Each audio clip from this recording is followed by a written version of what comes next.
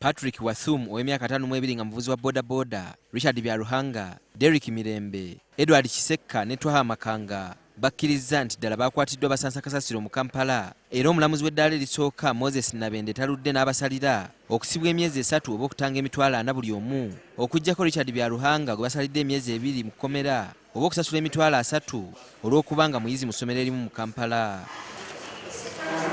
Ku bano tekubadde alina nsimbi za buliwo era ne boolekera luzira. Omuwabi wa gavumenti Charles Kutosi ategeezezza kkooti nti bannakampala baganye okuyiga nga kye kiseera balabire ku basibiddwa leero okusobola okumanya nti KCCA tesaaga.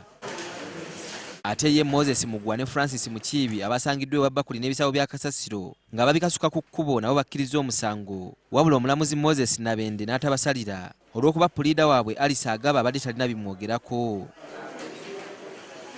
Mu kkooti y'emu abatembeeyi 5 basibiddwa emyezi 2 buli omu olw'okutembeeya nga tebalina layisinsi.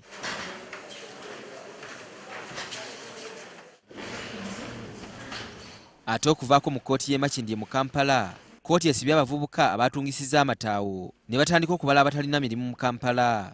Buli omu ku bano abadde alina okweyimirirwa abantu 2 nga awamuli 10 era nga babadde nabo nga kkooti etuula. Kyokka ekiseera bwe kituuse eky'okubeeyimirira we bategeredde nti omu ku babadde balina okubeerawo yeemuludde n'adduka. Ng'ate abakakasizza nti mbutuufu agenda kujja abeerewo nga yeeyimirira munne, kale ekitukoze bubi.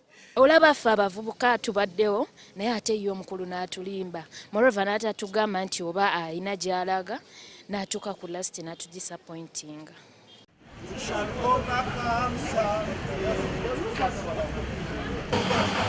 Baakudda mu kkooti ku bbalaza nga 15 omwezi guno. Ernest Wisdom Kiyonga, NTV ku ssaawa emu.